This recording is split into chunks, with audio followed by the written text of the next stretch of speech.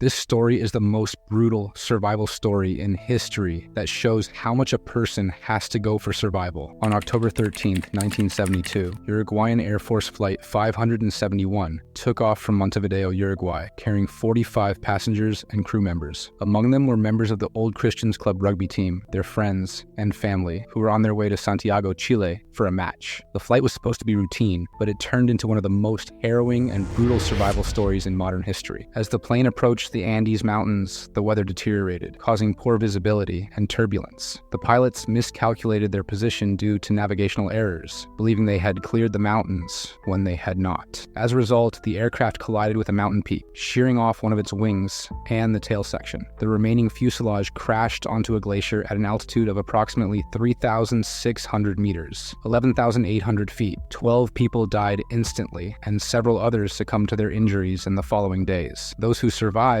faced immediate challenges: severe injuries, sub-zero temperatures, and an environment completely devoid of vegetation or animal life. The crash site, surrounded by towering peaks and deep snow, was remote and isolated, making immediate rescue impossible. In the days following the crash, the survivors, mostly young men in their 20s, organized themselves to tend to the injured and ration the limited food supplies. These supplies included a few chocolate bars, assorted snacks, and a small quantity of wine. Realizing that rescue could be delayed, they conserved their food as much as possible. The survivors used the fuselage of the aircraft as a shelter. They salvaged seat covers and insulation from the wreckage to create makeshift blankets and protect themselves from the harsh cold. They also used metal scraps to construct a rudimentary barrier against the wind. However, as days turned into weeks, it became clear that their provisions would not last. With no other options for food and understanding the grim reality of their situation, the survivors faced a horrific choice. One of the survivors, Roberto Canessa, a medical student, suggested that they could survive by eating the bodies of the deceased. This suggestion was initially met with shock and revulsion. However, the survivors held a series of discussions and concluded that they had no alternative if they wished to live. They rationalized their decision by viewing it as a means to honor the deceased, ensuring that their friends and loved ones did not die in vain. This decision was influenced by their Catholic faith, leading them to see it as an act of necessity rather than desecration. They recited prayers and asked for forgiveness before consuming the flesh. The process of preparing the meat was challenging and gruesome. The survivors used shards of glass and metal from the wreckage to cut the flesh into small pieces. They rationed it carefully, trying to make it last as long as possible. Consuming the meat was physically and emotionally taxing, but it provided the vital sustenance they needed to endure the harsh conditions. On October 29, 1972, an avalanche struck the crash site, burying the fuselage and killing 8 more survivors.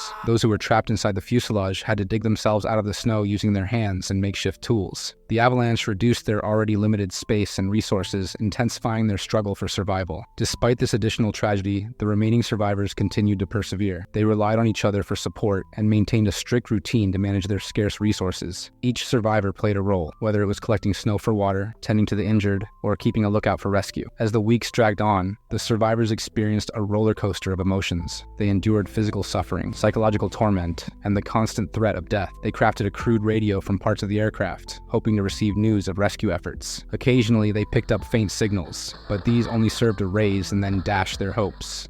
On several occasions, they spotted search planes in the distance. They created large SOS signs in the snow and used reflective materials to signal for help, but their remote location and the vastness of the Andes thwarted these efforts. The survivors began to realize that they might need to take matters into their own hands if they were to survive. By mid-December, with their food supplies dwindling and no sign of rescue, 2 of the strongest survivors, Nando Parado and Roberto Canessa, decided to embark on a perilous journey to find help. They prepared for the trek by rationing the remaining food and gathering supplies from the wreckage, including insulation from the seats and clothing to protect against the cold. On December 12th, Parado and Canessa, accompanied initially by another survivor, set out on their journey. They faced numerous challenges: treacherous terrain, extreme cold, altitude sickness, and physical exhaustion. The third survivor who had set out with them, Antonio Vicentin, was sent back to the crash site to conserve food. Parado and Canessa's journey was marked by sheer determination and endurance. They climbed steep mountain slopes, traversed dangerous crevasses, and endured freezing temperatures at night. Each step was a battle against the elements and their own physical limits. Despite these challenges, they pressed on, driven by the hope of saving their friends. After several days of arduous travel, they finally descended into a valley, where they encountered signs of human activity. On December 20th, they spotted a Chilean shepherd named Sergio Catalan across a river. Unable to cross the raging waters, they threw him a note written on a piece of paper, explaining their situation and asking for help. Catalan, understanding the urgency of their plea, hiked to the nearest village to alert the authorities. He returned the next day with provisions for Parado and Canessa, ensuring their immediate survival until rescue could be arranged. The Chilean authorities acted swiftly upon receiving Catalan's message. Rescue helicopters were dispatched to the crash site on December 21st, 1972. The pilots, guided by Parado and Canessa, reached the survivors' location and began the evacuation. Due to the remote and difficult terrain, the rescue operation took 2 days. On December 22nd, the final survivors were airlifted to safety. In total, 16 of the original 45 passengers and crew members survived the ordeal. They were taken to hospitals in Santiago, where they received medical treatment for severe malnutrition, frostbite, and other injuries. The story of the Andes flight disaster became a global sensation, capturing the public's imagination and prompting widespread discussion about human survival, morality, and the limits of endurance. The survivors faced a barrage of media attention, as well as both support and criticism for the decisions they had made. The survivors of the Andes flight disaster have often reflected on their experiences, sharing insights into the psychological and emotional challenges they faced. They spoke about the bond that developed among them, forged in the crucible of extreme adversity. They also discussed the lasting impact of the experience on their lives, including the trauma and the lessons learned. For many of the survivors, the decision to resort to cannibalism was a haunting memory, but one that they accepted as necessary for their survival. They emphasized the importance of hope, teamwork, and the will to live, which sustained them through their darkest moments. The Andes flight disaster is a story of survival that shows the lengths a person can go to for survival.